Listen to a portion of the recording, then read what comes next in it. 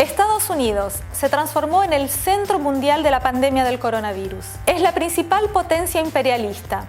No le faltan tecnología, no le faltan recursos materiales ni humanos, y sin embargo es el campeón mundial en cantidad de contagiados y muertos, con consecuencias económicas brutales para su población. ¿Todo esto es culpa de las decisiones de Trump?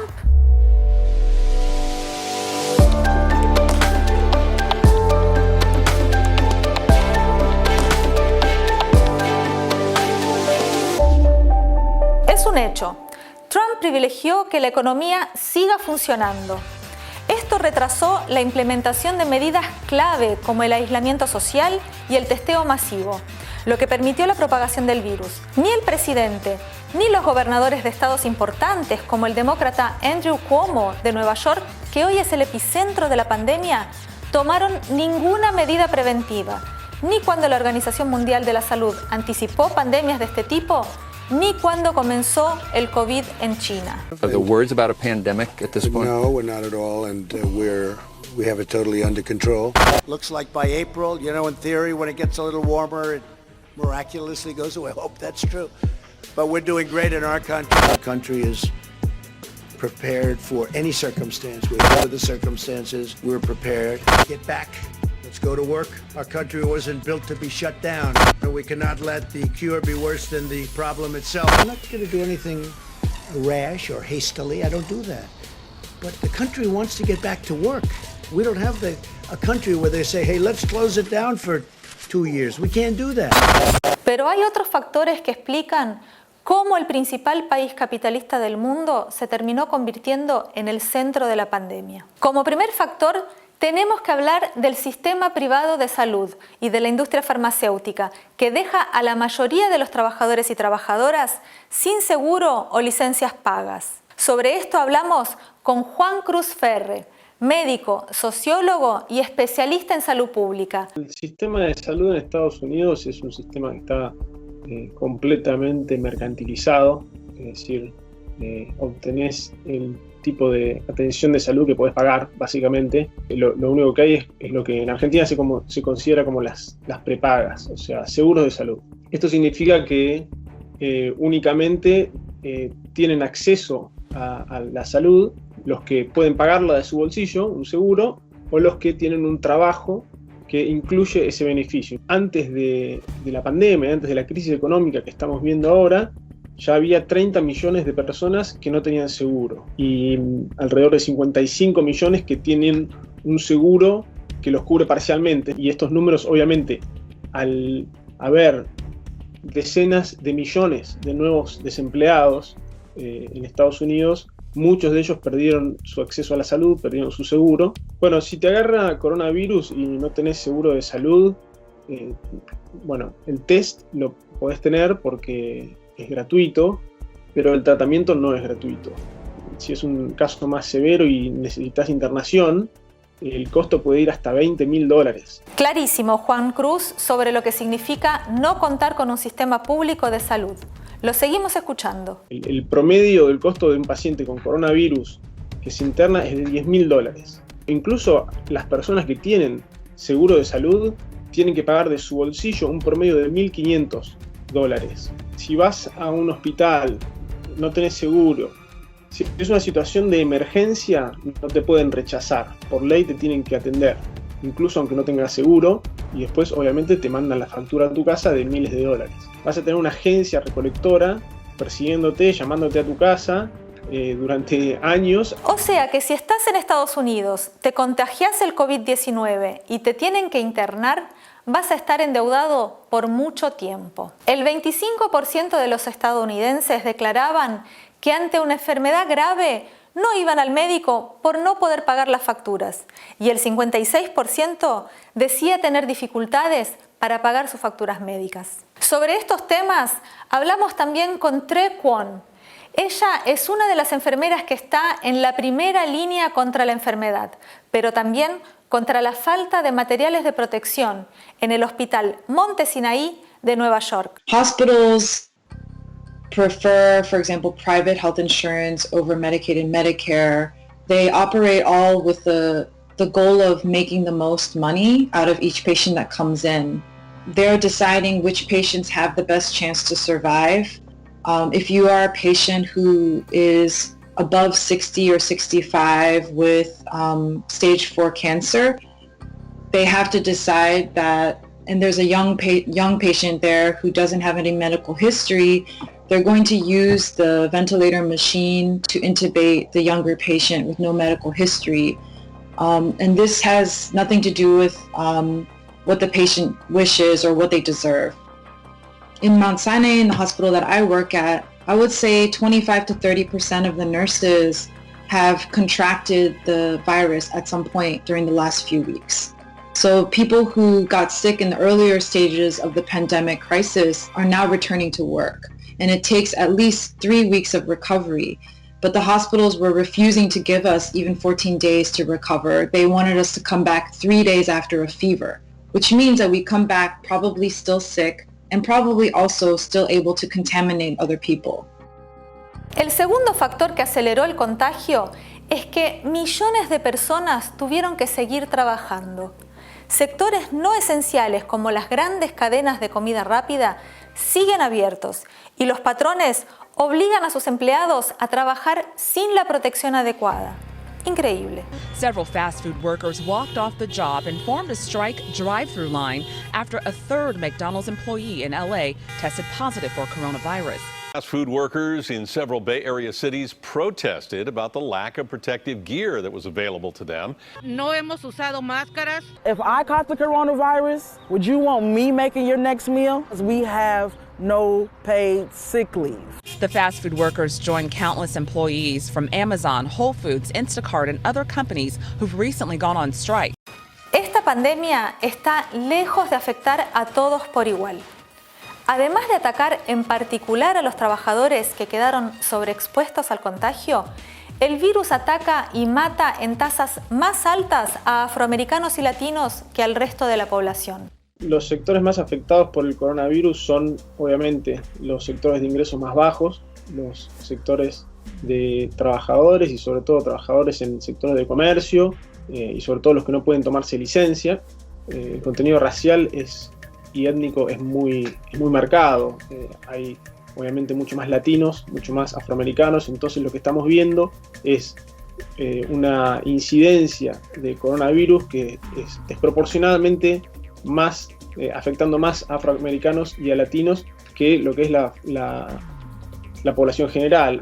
Y bueno, es evidente que es un problema estructural, económico, de quién se puede quedar en su casa y quién se ve obligado a ir a trabajar con la excusa de que es un servicio esencial, que muchas veces no lo es.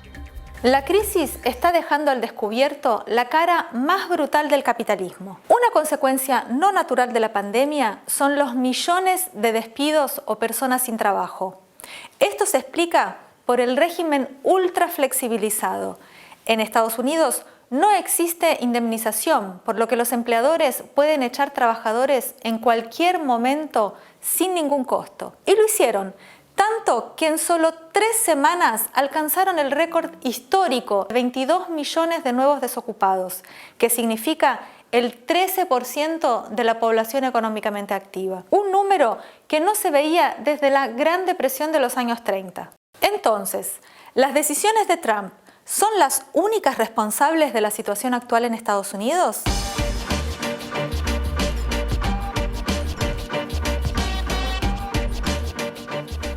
Veamos cómo respondieron demócratas y republicanos a esta catástrofe. Juntos aprobaron en el Congreso un paquete de rescate multimillonario, $2.2 billones. De esa fortuna, solo el 25% irá a los trabajadores y sectores populares que sufren las consecuencias de la pandemia.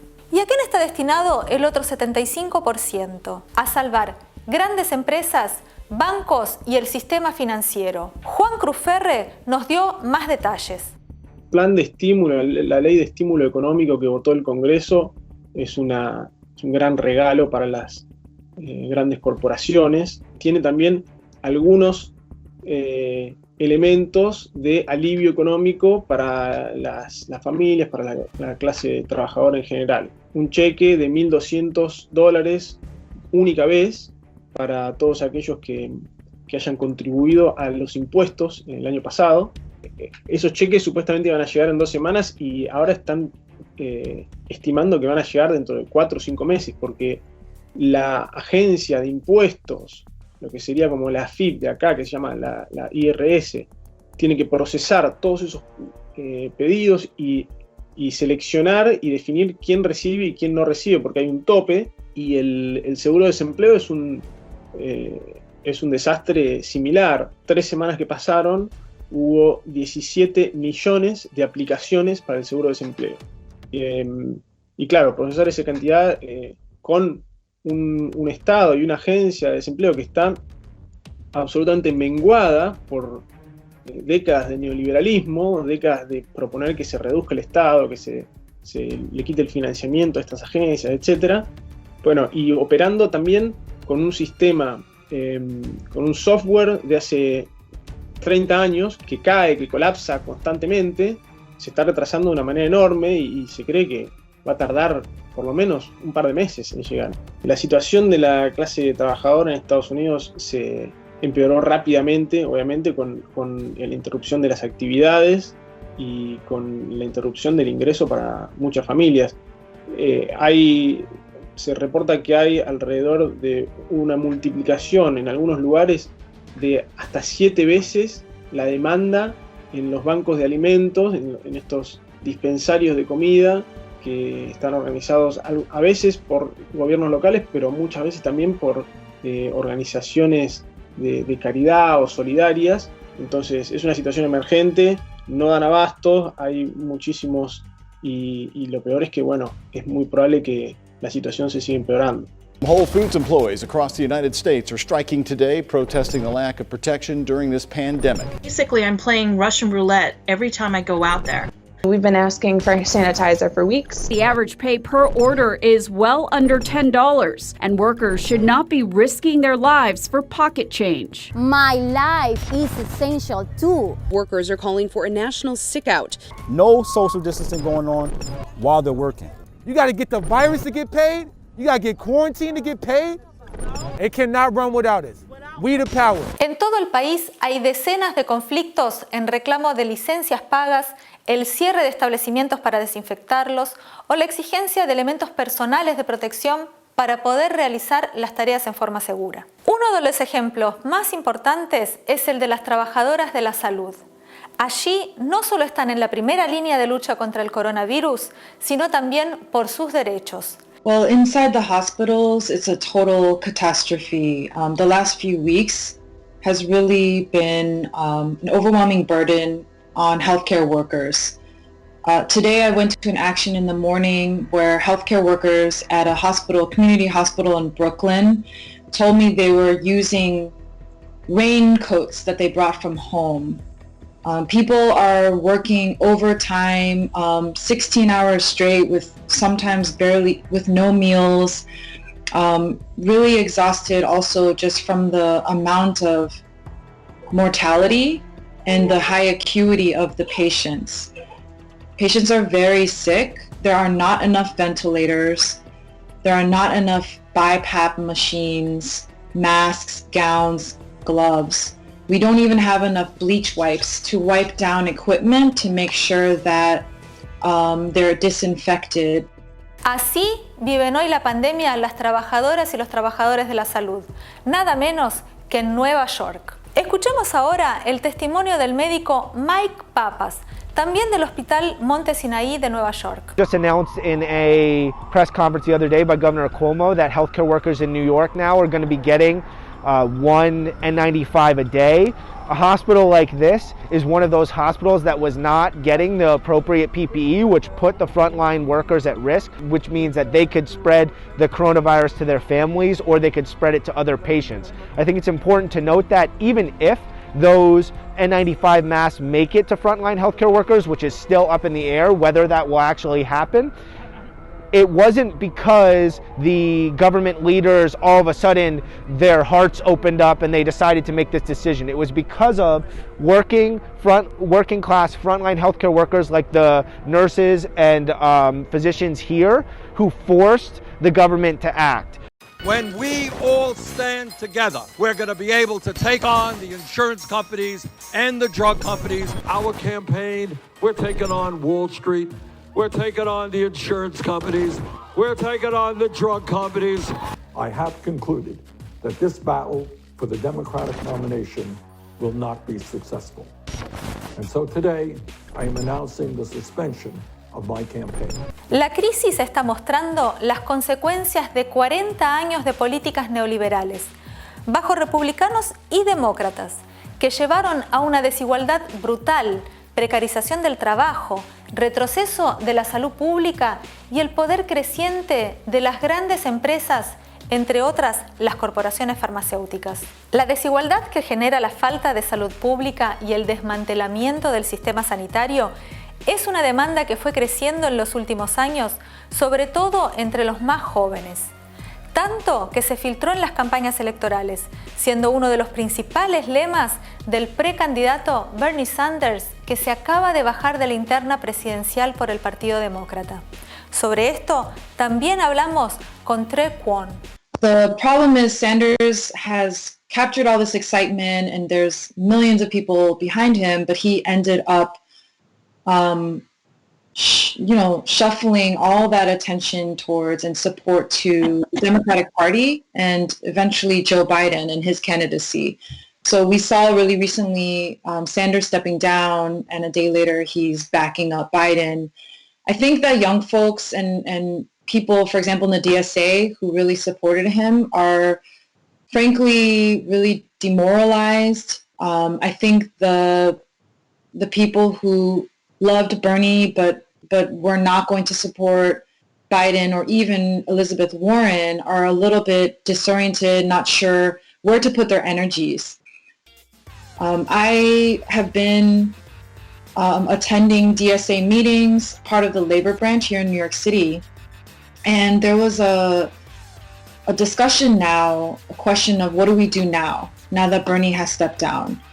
And I feel like there's a bit of a loss of direction. I think they're trying to create a positive balance from all of the electoral work that they've been doing over the last year and not really discussing the problem of backing the Democratic Party and failing to put forward the idea of forming an independent working class party that fights for socialism, that is always anti-capitalist, that is anti-imperialist, which is a really significant problem in the Bernie Sanders campaign, who's only given kind of tepid critiques of U.S. imperialism, if that. For example, he never forcefully came out against sanctions against Cuba, the push for regime change in Venezuela by the U.S., and even the continuing sanctions against Iran and North Korea. So he, of course, has always failed on being on the right position when it comes to Palestine. So there are all these, major strategic flaws, major weaknesses, and I think errors in the DSA throwing all of its weight behind a Democratic Party candidate, Bernie Sanders. So what happens next? Tre Kwon, Juan Cruzferre y Mike Pappas son editores de Left Voice, el sitio en inglés de la red internacional La Izquierda Diario, desde donde impulsan las ideas socialistas como parte de las luchas de los trabajadores afroamericanos, latinos, de las mujeres, de los jóvenes precarios, de los inmigrantes. Tre nos cuenta las principales luchas políticas que están llevando adelante en el marco de esta pandemia. And in Left Voice, I've been part of the editorial board since its start, and as a socialist nurse as well, trying to intervene, trying to participate as much as possible in class struggle, trying to shed light on the fact that it's workers who are militantly fighting at their workplaces, and the need for a party for those workers who are really looking for a different answer. Who are seeing that our union leaders have always tailed behind the Democratic Party, like Cuomo, and who aren't really supporting the efforts of the rank and file members on the ground. What we're really fighting for is for the DSA, which is composed of tens of thousands of people around the country, to come forward and to play a role in uniting this uptick in working class struggles around a working class independent political party, one that's of course independent of both capitalist parties, the Democrats and the Republicans, and will be fighting for a banner of socialism against capitalism and against imperialism. Como vimos a lo largo de todo este programa, la situación que se vive en el gran país del norte fue agudizada y llevada al extremo por las políticas de Trump, pero tiene causas estructurales mucho más profundas. No es la pandemia, es el capitalismo. Lo que pasa en Estados Unidos y en el mundo, los temas que nos interesan a los trabajadores, las mujeres, la juventud, los podés encontrar en La Izquierda Diario Multimedia y en los sitios de la red internacional. Difundilos vos también.